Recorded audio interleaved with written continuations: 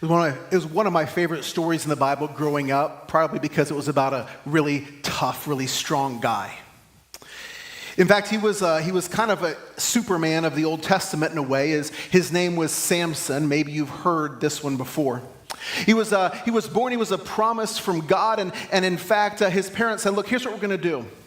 We're going to dedicate him to the Lord, and how we know and how we're going to show that is we're never going to cut his hair, among other things. So little Samson went to first grade with the coolest mullet ever.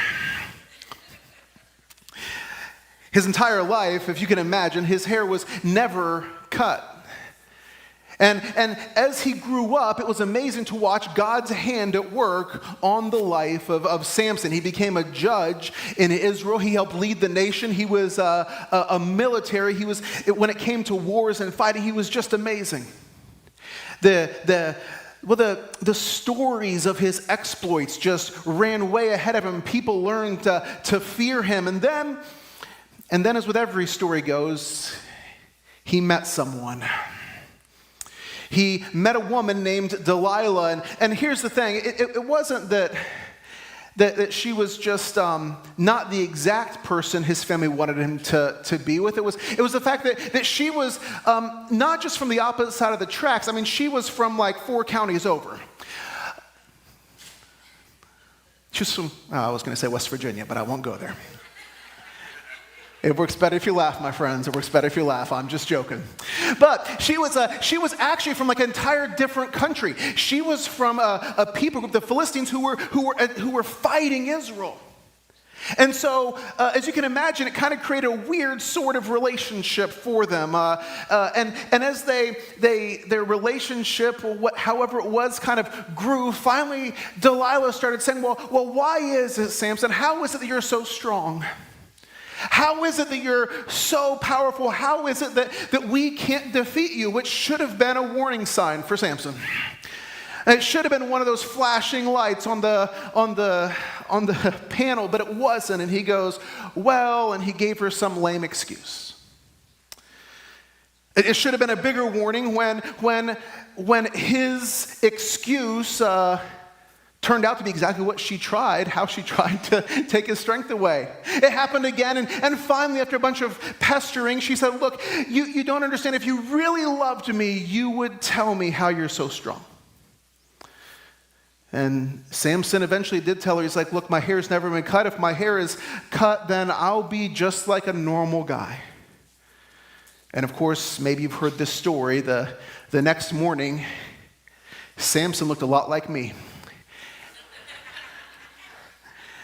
And it was a huge turn in the story as Samson was captured. There's a part of that story that kind of rings true in a way for maybe for some of us. I don't know if you've ever been in that kind of relationship where someone didn't trust you and they kept needing you to prove what you said. Or maybe it wasn't even a relationship. Maybe it was a friendship or something like that where every time you said something, the person you talked to, well, I don't believe you. I need proof. I need you to show me the receipts. And every time you said something, there was just this lack of trust. You know what I mean? Has that ever happened to you?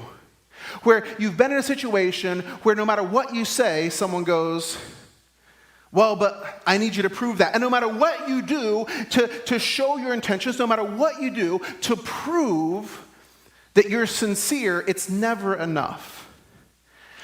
Jesus actually ran into that too. It's not something that just dealt with Samson. It's not something just that's a part of our world. Jesus dealt with it too. If you have your Bibles, I'd invite you to open them up to Luke chapter 11. And that's where we're going to pick up this story. We've been journeying just passage by passage through this incredible gospel of Luke. So this morning we pick up our story in Luke chapter 11. We're going to start at verse 29 if you have that paper Bible in front of you, or if you have your flat screen, you're welcome to open that up. We don't mind. Please follow along with us, or it's here on the screen as well if that's helpful for you. Here's what Luke writes. Luke chapter 11, beginning at verse 29.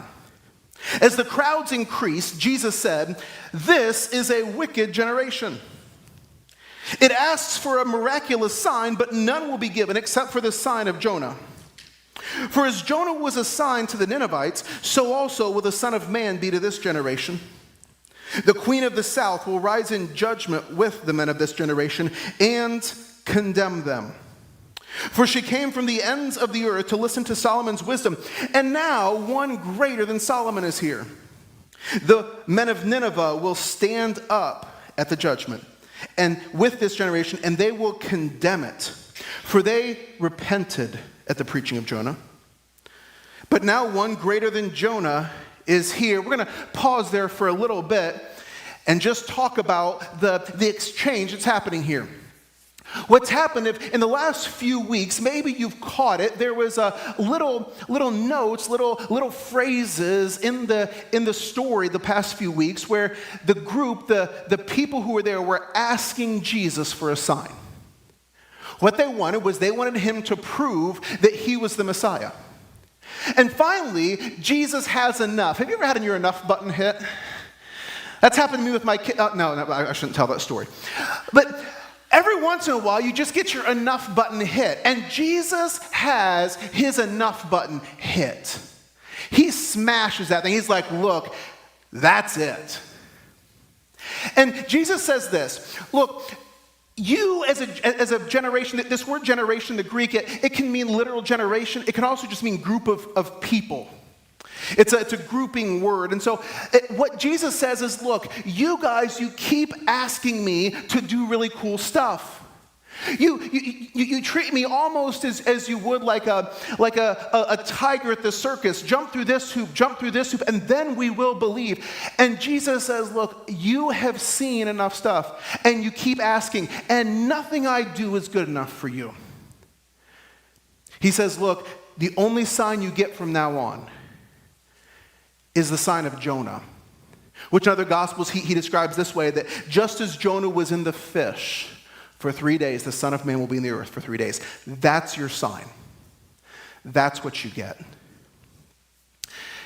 Here's what's interesting about this.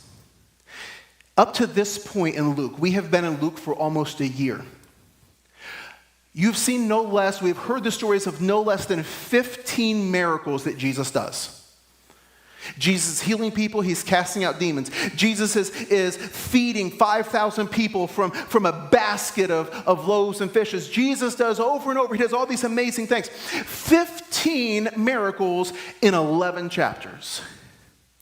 From this point of the story until the cross, roughly 13 more chapters, Jesus does 5. Almost literally, Jesus fulfills this. Jesus has his enough button hit. And he says, "Look, I have proved and proved and proved to you that I am who I say I am. I have shown you this in all kinds of ways, but now I am done jumping through hoops. We're not going to do it anymore." And for the rest of the book of Luke, we're going to get a lot of teaching of Jesus. In fact, my friends, over the next year, kind of buckle up, because Jesus is going to say some hard things to us. And there are far less really cool stories of Jesus raising the dead, and there's a lot more Jesus saying, "Look, this is what it looks like to follow me."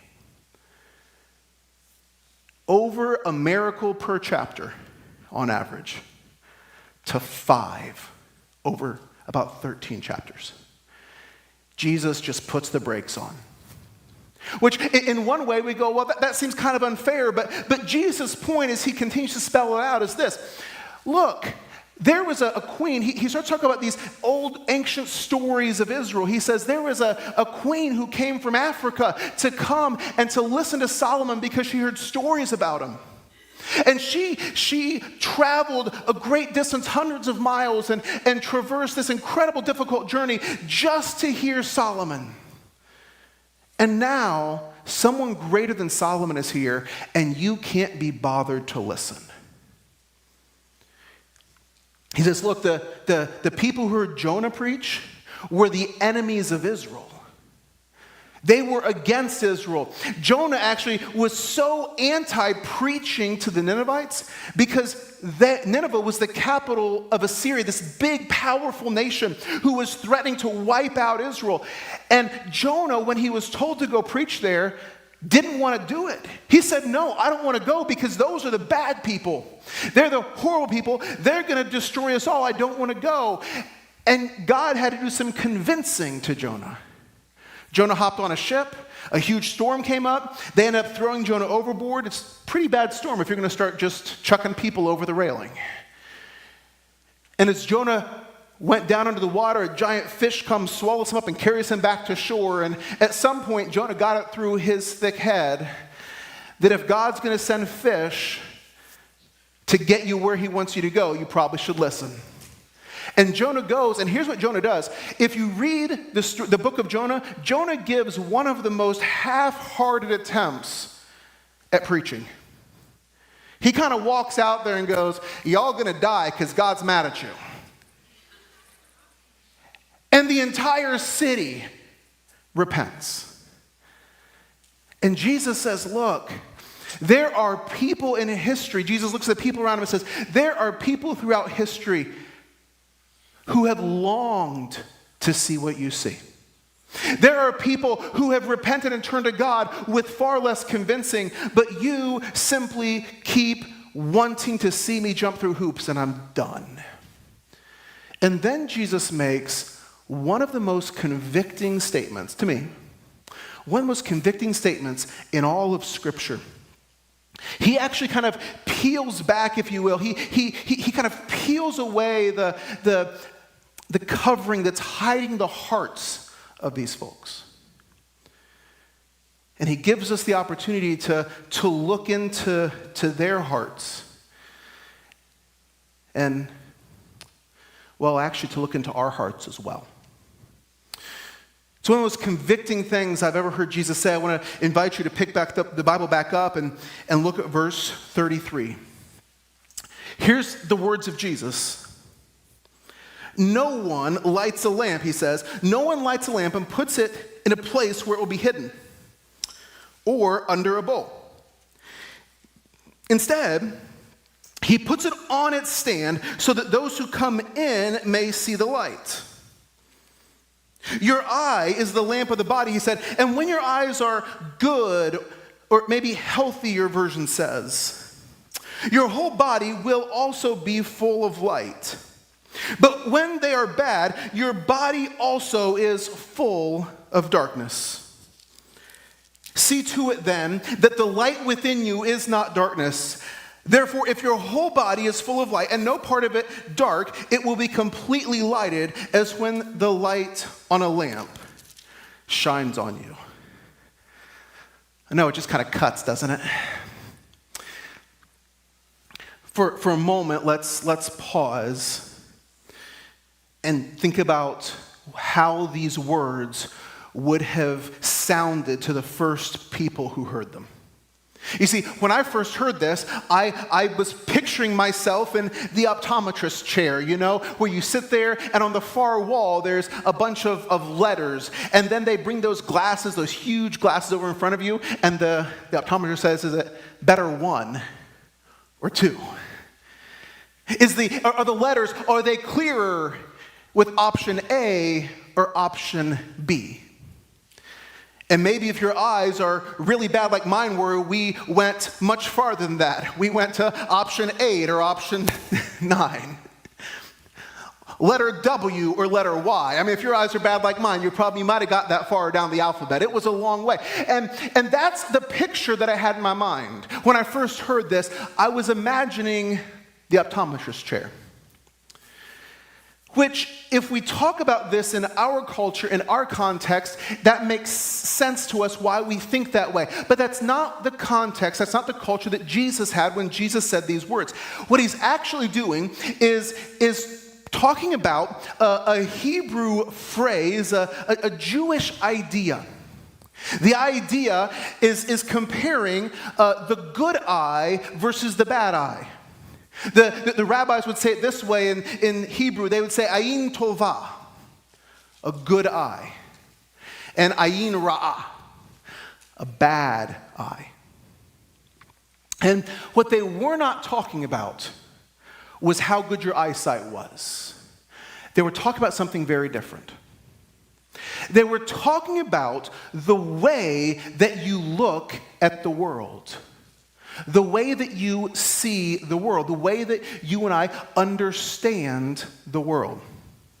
Now, it's difficult to find a single word that helps us to understand exactly the concept that they were trying to illustrate. So there's a lot of ways that we have tried to explain this in English. One of the most common is this, to talk about it in terms of generosity. Someone with a good eye is a generous person. Someone with a bad eye is a stingy or selfish person. But it's not just about material things. It's not just about wealth, or it's not just about that. It involves that, but it's bigger than that. It's also, if you think of it this way, maybe a way to think about it is generosity of spirit. A person with a good eye is someone who, when they look at the world, they try to understand other people in the most generous light possible. They try to give the benefit of the doubt whenever they can. A person who has a good eye is a person who, as they go through life and as they look out and see the world around them, they try to think positively of as many people as they can. They try to encounter people that way. Whereas someone with a bad eye is not generous of spirit. They go through life and they look around and they're judgmental. Everything they see of someone else, they try to figure out why that is wrong or how that person messed up. I know that none of you are this way, but maybe you have experienced someone like this. Someone who, as they go through life, every time they encounter you, they want to point out the 15 things you got wrong rather than the 150 you got right. This is another way to think about this, a good eye and a bad eye. It goes further than that. It's not just about generosity. It's also about understanding. Maybe another way to understand this for us is the way that we think of interacting with the world. Someone with a good eye is someone who looks around them and says, how can I add value? How can I bless? How can I be a part of making the lives of those around me better? How can I be a part of adding value to the world around me? Maybe you've met someone like this, where somehow, as they walk through life, the flowers seem to bloom a little brighter when they pass. Something about them. Like, as they enter a room, people smile because they're present. They just know it's almost like somehow this wonderful spirit of grace and love has just walked into the room, and people kind of respond to it and go, oh, they're here. It's kind of like my grandpa. He could never go to a diner and have a breakfast in less than about 4 hours. It wasn't because he ate that much, it was just because he had to visit every table and talk to people. There was a little village in Indiana called Wapikong. I know, right?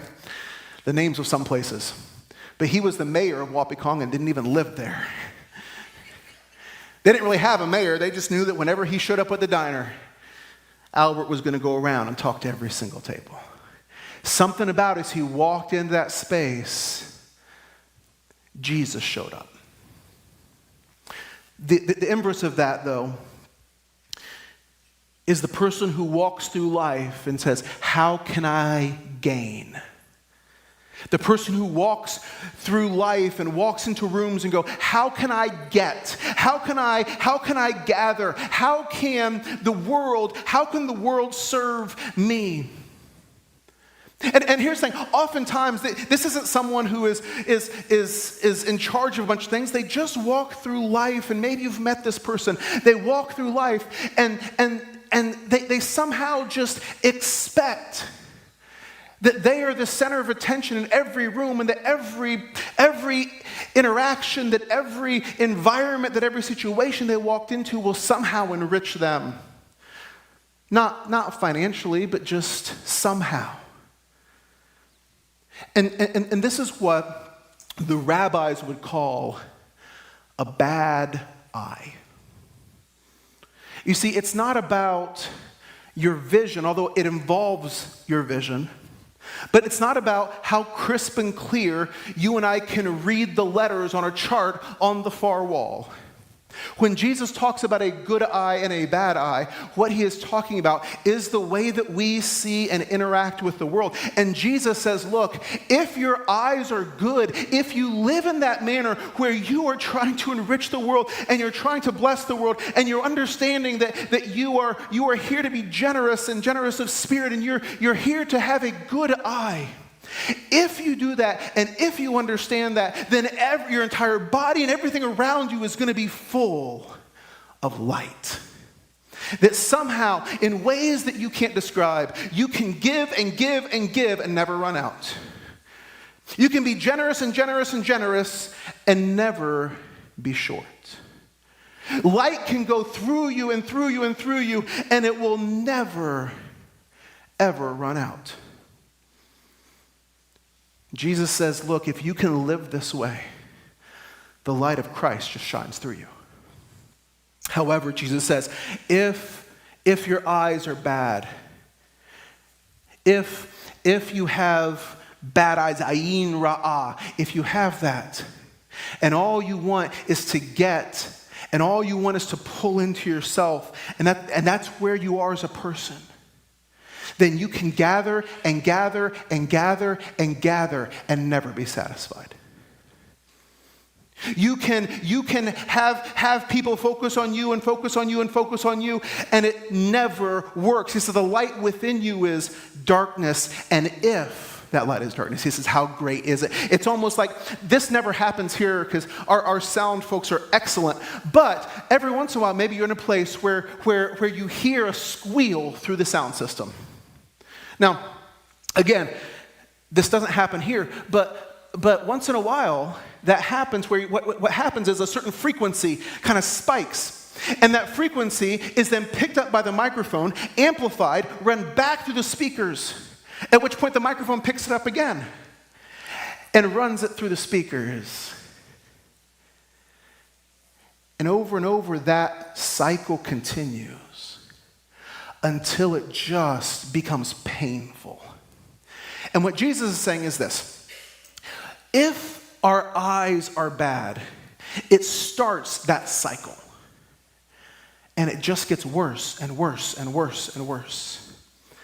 And if our eyes are focused inward and everything, like our hearts are focused inward on us, and if everything we want is for us and focused on us and about us, then what's going to happen, he says, is it just creates this awful cycle where you will never be satisfied, and the only thing you can think to do is to keep trying to find ways for people to focus on you, and it won't fill you, and then you want more, and you want more because you sense that it's empty, and it just cycles.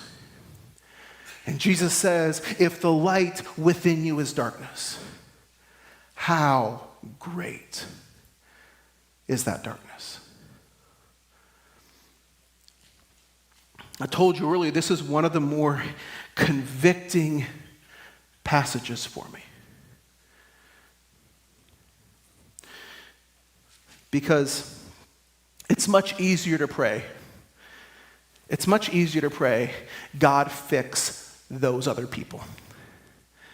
That's an easy prayer. It's very easy to think of all the people who are wrong, and God, how can you fix the people who are wrong? It's much tougher to honestly pray, God, how can you fix me? God, how can you help me see the world with a good eye? It's much easier to pray, God, fix them. It's much harder to pray, God, change me. I'd offer you this. I think that each and every one of us can probably think of many people who would fall into each of these categories. If we're honest, I think most of us could sit there and we could probably pretty quickly name off in our minds 1 or 2 or 3 or 5 or 10 people who have really good eyes. The people who we want to be around them. We see God moving through them. There's something about the way they go through life that they're always adding blessing. They are always showing the love of Christ. They're like Mother Teresa. They just never want it for themselves. They're always trying to change the world around them. And then we also could think of 1 or 2 or 5 or 10 people who we know, and we don't like to talk badly about people, but there's something about them. You just go, they're just like, they're always focused on themselves. They always want to just cut other people down to size. You can always count on them when someone gets a big head about something because they'll make sure they pop that balloon. Those people. And here's the thing. That part is easy to think of that, but remember what I said a little bit ago. The convicting part is not about other people. The convicting part is about us. Let me ask you something. If your friends and your family were going to put you in one of those categories, where would they put you? You know yourself better than anybody else does. If you take a good, honest look at your life, just honestly, between you and God, do you have a good eye? Or do you have a bad eye? See, here, as clear as I can make this, my friends, as clear as I can make this, the way that we see the world changes everything. Let me say that again. The way that we see the world changes everything. The way that we interact with the world, it changes the world. It also changes us. The way that we see the world changes everything. One of the things we talk about a lot is the Word of God demands a response, and I'm going to ask you to do something really bold this morning. But don't worry. It can just be between you and God. But here's the bold part. Would you be willing for just a minute to look at your own life? Not how positively other people think of you, not how cool your Facebook profile is, none of that. But would you just for a moment think of your own life? Just ask yourself, do I have a good eye or a bad eye? Am I generous? Or am I selfish? Am I focused on others or am I focused on me? Do I seek to add value and to bring the presence of God into situations that I find myself? Or do I always want to be the center of attention and make it about me? Give yourself an eye test this morning. And then I'm going to invite you this week, I want to challenge you to something. I want to challenge you for the next 5 days to pray a simple prayer every morning. 5 days, one prayer every morning. No matter where you find yourself on those, in that eye test, 5 days, one prayer. God, help me to have good eyes today. God, help me to have good eyes today. 5 days, one prayer. Here's what I believe. I believe when we truly and honestly say, God, I want you to move and change me. God is faithful to do it. The way that we see the world changes everything. 5 days, one prayer. God, help me have good eyes today.